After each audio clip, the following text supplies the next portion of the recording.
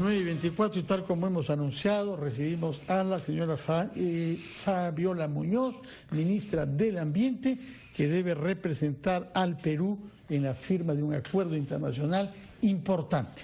Buenos días, señora ministra. Buenos días, efectivamente es un privilegio servir al Perú y más aún un honor representar al presidente, al país, en la firma de un acuerdo como Escazú, que justamente lo que promueve es la transparencia en los temas ambientales, es la participación ciudadana, que es tan importante en estos procesos, y ayuda, creo yo, a ir en la línea de integrar el componente ambiental en cualquier actividad que nosotros hacemos, ¿no? Y eso es parte de la transparencia en los procesos participativos también. Este acuerdo lleva el nombre de una ciudad de Costa Rica, ¿no? Escazú, ¿qué aporta a nuestra legislación? ¿A qué nos compromete y qué rol nos da en el contexto internacional de los países firmantes? Bueno, empezando por lo último, el rol es muy importante porque somos de los pocos países que estamos liderando este proceso,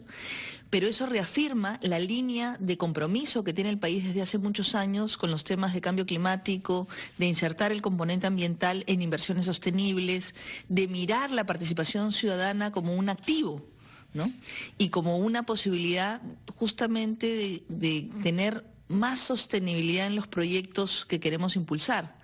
Y por el otro lado, ya hay prácticas en el país que se realizan, o sea, digamos, los procesos participativos son parte de lo que nosotros ya hacemos, pero creo que el componente que nos da Escazú es esta mirada más de apertura y transparencia, y que la participación no sea, digamos, el mínimo, sino lo máximo que podamos.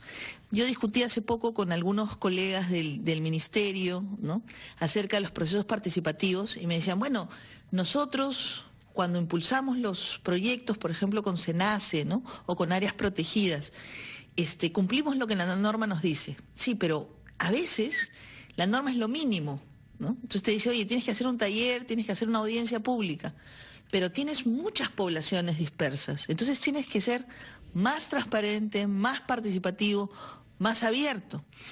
Otro de los temas también es el tema de los líderes ambientales, ¿no? En muchos países hemos visto que hay gente que lidera procesos para incorporar temas ambientales en ciertas industrias y que son amenazados, en algunos casos han sido muertos, y creo que nuestros países tienen la obligación también de velar porque todos puedan expresar su oportunidad, su idea, su impresión, su propuesta, pero a la vez tener un equilibrio también de cómo se hace esto, ¿no?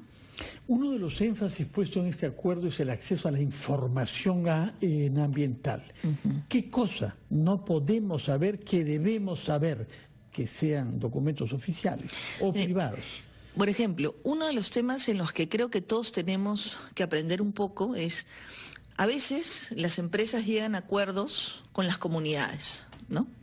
Pero las empresas ni las comunidades quieren que el Estado conozca esos acuerdos.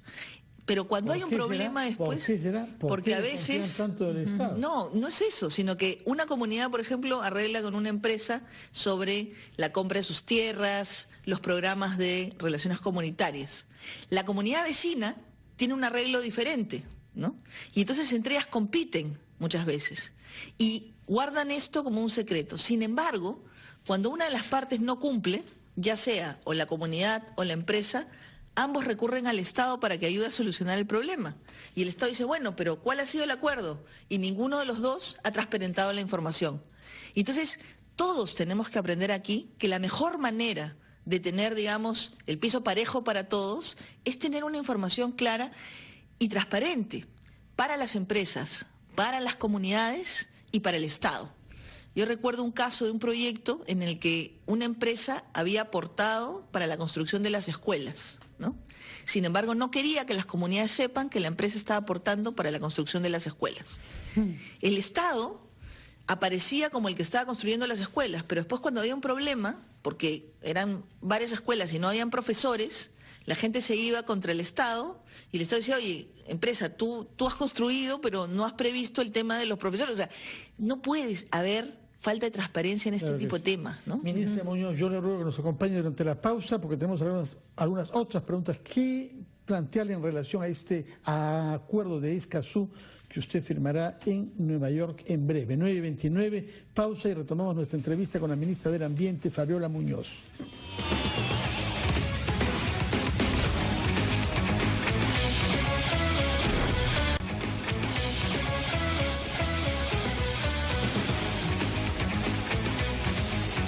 Son las 8:84, estamos conversando con la ministra del Ambiente, Fabiola Muñoz, que nos ha hablado hasta ahora de un acuerdo internacional que ella parte a firmar a Nueva York en la sede de la ONU. Pero creo que Patricia del Río quiere traerla a temas nacionales vinculados al ambiente.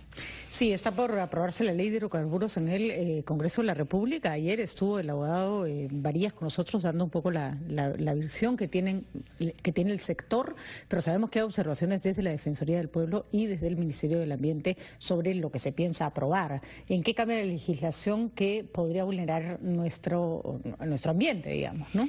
Miren, cuando se presentó, o sea, una cosa que creo que es bien importante entender es que esta propuesta fue presentada por el Ejecutivo hace como un año y pico, pero en el Congreso tuvo varias modificaciones en la comisión. Sobre esas modificaciones, al Ministerio del Ambiente, por ejemplo, no nos habían pedido opinión, ¿no? Entonces nosotros sabíamos que estaba avanzando el tema de la discusión y nosotros de oficio, digamos, enviamos nuestras opiniones, nuestras observaciones, que básicamente eran 6 importantes. Las otras eran de forma, pero habían 6 importantes. Esas observaciones coincidieron con las observaciones de la Defensoría del Pueblo. Pero nosotros tenemos un trabajo en equipo muy fuerte entre los ministros, entonces inmediatamente coordinamos también con el ministro de Energía y Minas, nuestros equipos técnicos se sentaron y efectivamente nos dijeron, oye, estos 6 puntos son realmente importantes.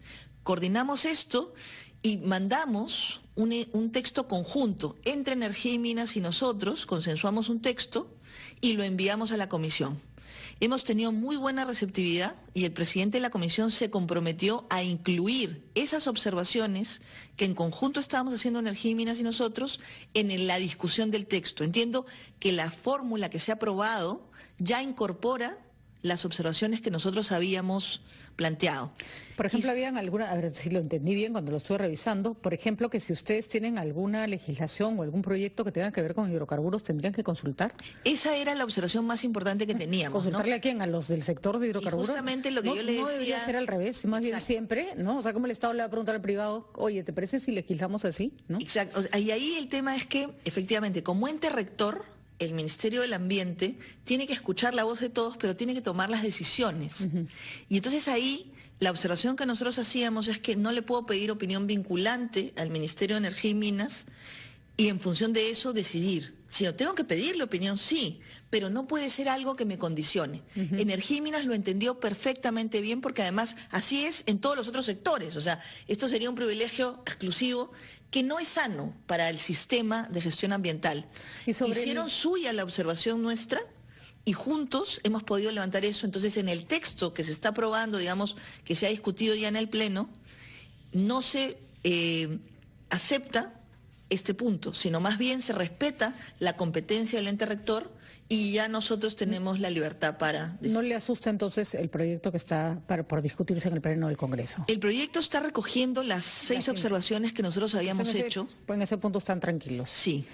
Otro aspecto que es bastante preocupante es que Estados Unidos ha observado el hecho de que se está, porque eso se ha comprobado, importando madera de origen ilegal. Y eso pone en veremos todo el Tratado de Libre Comercio que se puede caer por algo así. Además, no saca las conclusiones de cualquier parte, las saca de un informe hecho por Perú en el que certifican efectivamente se nos escapa madera de origen cuyo origen no es legal. ¿Cómo se controla eso? Hay una iniciativa... Parece misión imposible, ¿no? Bueno, parece efectivamente, pero yo creo que es posible. Hay una iniciativa que es bien interesante que se llama el Pacto Nacional por la Madera Legal. El principal problema que tenemos nosotros es que en muchos casos las autoridades forestales, cuando un privado le presenta su propuesta para hacer la cosecha, digamos la madera, ¿no? El trabajo en el bosque, el Estado no va y verifica si lo que el privado está planteando es cierto, existe o no existe. Y ahí tenemos el primer punto, porque hay privados y privados. O sea, hay privados que realmente te declaran lo correcto y hay otros que no. Y mucho sucede con comunidades nativas. Viene un privado, un maderero, llega a un acuerdo con la comunidad, entra a la comunidad, saca lo que quiere y después se va. Y no necesariamente lo que ha declarado es lo correcto, el maderero. Y la comunidad después se ve enfrentada a un problema porque el maderero hizo lo que quiso. Entonces, la primera medida del Pacto por la Madera Legal es que cuando el Estado recibe el pedido de aprobación de cualquier privado o comunidad, tiene que ir a verificar en campo el inventario, o sea, que realmente esa madera existe. La única región que lo está aplicando, digamos, que por lo menos nos ha informado la aplicación, ha sido en este momento Ucayali, al 100%, ¿no? Lo que quiere decir que se puede hacer. Se puede hacer. Es cuestión de recursos, ¿no es cierto? Y que uno lo planifique adecuadamente. Y el segundo componente importante es que ahí es la autoridad forestal la que otorga el permiso, la que verifica la existencia.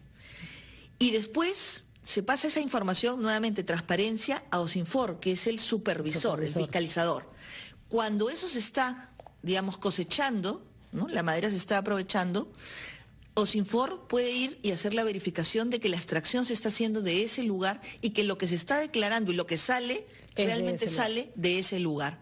Con esos dos componentes, digamos, la entrada y la salida, deberíamos poder asegurar que hay madera legal en el país. Lamentablemente, no todas las regiones en este momento están aplicando eso y eso es algo en lo que tenemos que, por supuesto, digamos, aportar todos, ¿no? Y deberíamos de promover, según la estadística de Ucayali, que es el gobierno regional que nos ha enseñado, el reporte de CERFOR como ente rector dice que ellos tienen ahorita, de las inspecciones que han hecho, 4% de madera ilegal, pero CINFOR dice 2%, ¿no? Eso es lo que Ucayali nos ha dicho. A una región que hace 5 o 6 años tenía 90%.